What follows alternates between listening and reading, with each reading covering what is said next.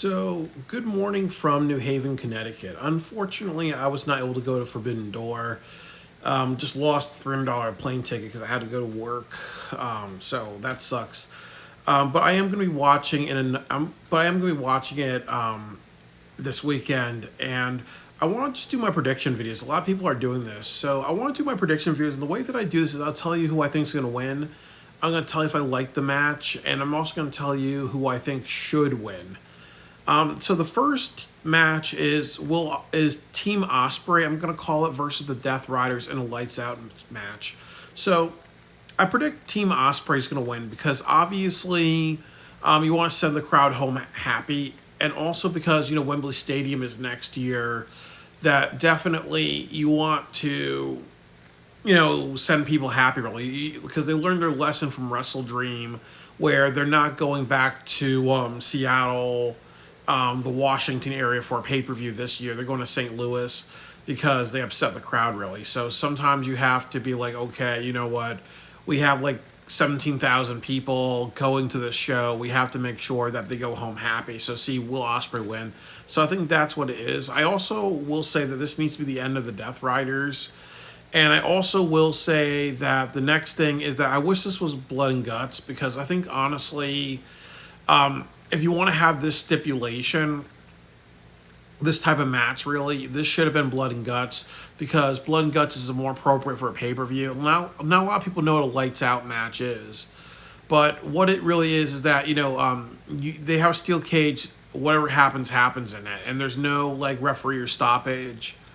But then they have a referee there to make sure they get the win. Whoever just to make sure there's a winner there, and they try to set it up in a way where they dim the lights, so it's almost like like nobody's supposed to be there. So it's almost like it's a weird one. Like The Rock and Mick Foley did the best way because they were actually in an empty arena versus in front of a crowd of people and whatever really. So this, I really think that setting up as Blood and Guts would have been a lot better. The next match is Hurt Syndicate versus Brodito versus FTR. I'm a little mad that they're doing a triple threat. I wish it was one-on-one, really. Unfortunately, and I do not want this to happen, I'm predicting FTR because they want to set up FTR versus Adam Copeland and Christian Cage and possibly give Adam Copeland and Christian Cage the tag team titles. I think that's a very, very bad decision. I want to do a separate video, but I think in short, if you do that, Bobby Lashley and Shelton, they've never really met their match really. So it's almost like taking the title off of them because you want to get to Edge and Christian in a different way really. When Bobby Lashley has so much to prove really. I think that you need to have a powerhouse team versus Bobby Lashley. Brodito, you have Brody King. If you have Josh Alexander and Konosuke Takashita, or another member of the Don Callis family that can go, that would be good, really. So I really think that removing the titles from Lashley is too soon. And then also, when you're just trying to put it on Edge and Christian, it does feel like backstage politics. Like the old veterans are getting their way, really.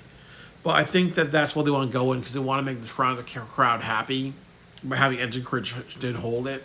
But also the other issue, too, is that in TNA Wrestling, you're having the Dudleys versus the Hardys.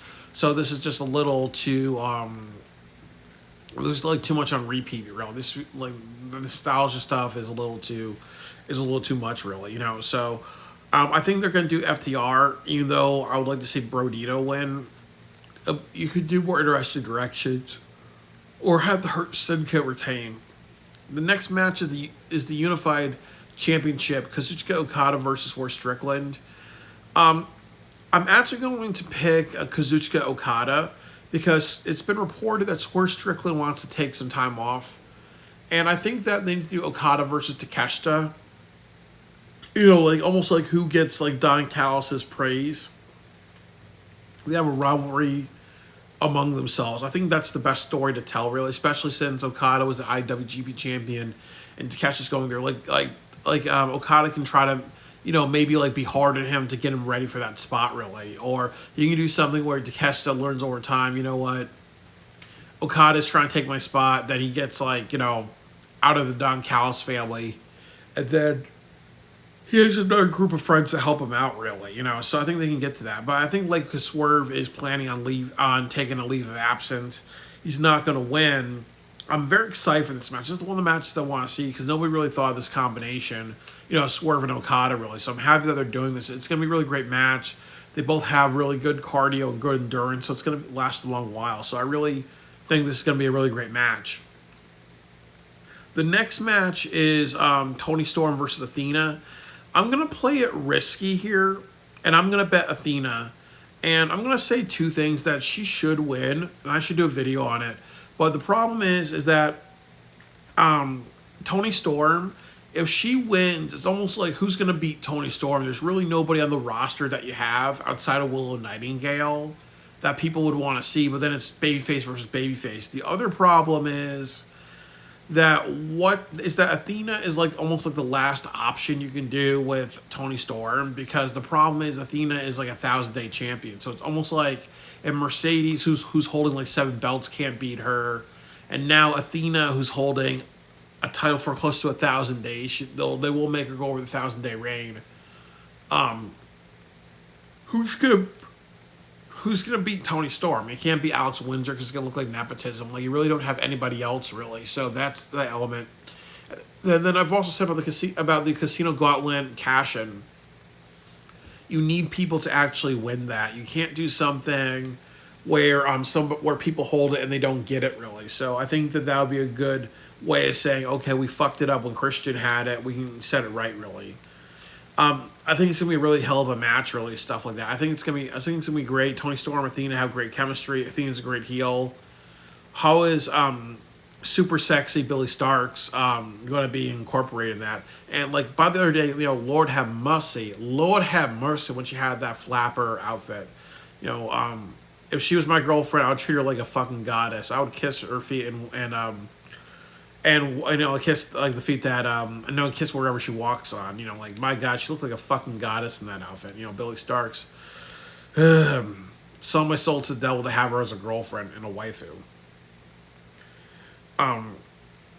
The next match is Kyle Fletcher versus Hiromu Takahashi. They haven't done that much with Hiromu Takahashi. Pardon me, I worked the night shift. They haven't done that much with Hiromu Takahashi to make me understand who he is or establish it. And that's been happening to a lot of New Japan Pro Wrestling guys. Kyle Fletcher has great matches, great endurance. There's no way in hell that Hiromu Takahashi is going to win. So it's going to be Kyle Fletcher. I like seeing Kyle Fletcher wrestle. So I predict he's going to win. Hangman Adam Page versus MJF. I have two predictions for this. My first prediction is Hangman is going to win this match because it's too short of a title reign. But I have a thought in my head that Bobby Lashley and other people are going to get involved after the match. And then when that happens, what's going to happen is MJF is going to cash in. So he's going to lose a match, but he's going to win a match with the gauntlet thing. And I also am a little worried because I think what they're going to try to do is that they're going to try to have Mark Briscoe take the contract, and then somehow it's going to be like, oh, well, since he takes it away, he can cash it in when he wants. It's almost like Who Has It, like Catch the Flag. Or they can do something like Mark Briscoe takes it away before MJF doesn't cash in or has an opportunity, and then it's Mark Briscoe versus MJF for the contract. And then, Mark Briscoe tries to cash it in after beating MJF, and then MJF screws him, and then they have another match. And I really don't want to see that as well. Really. I really want to see, MJF become the champion, or if Mark Briscoe wins it, he cashes it in or something like that. Because they really just have to do that, or this has to be a successful cash-in. I don't want to see a convoluted, let's just go a couple months of it going back and forth or changing between people, and then the person who gets to cash it in. It's just too convoluted, really. But I think MJF is that kind of like dastardly to do something like that, and that would come out of left field a little bit. To see him, lose, and then he has a bunch of people do his dirty work, and then he wins. And I also know that this match is going to be the penultimate match because honestly, if you have a lights out match, that kind of makes sense for that to be the last match of the night. Doesn't make sense to go from a lights out match to a heavyweight championship match. So it's interesting that they're going to do this a little out of order. Next match is the IWGP Championship. Zack Sabre Jr. versus Nigel McGuinness. Zack Sabre Jr. is going to win 100%. There's no way that they're going to take the title off of him because they're building up to Takeshita versus Zack Sabre Jr. So why would you just put it on another? Why would you take that heavyweight title, put it on another different person? Why would you do the TNA wrestling thing and put it on another person who I'll put it on somebody else who's not really affiliated with your company, like Trick Williams is to TNA Wrestling. The next match is Adam Copeland, Christian Cage versus Kip Sabian, Killswitch.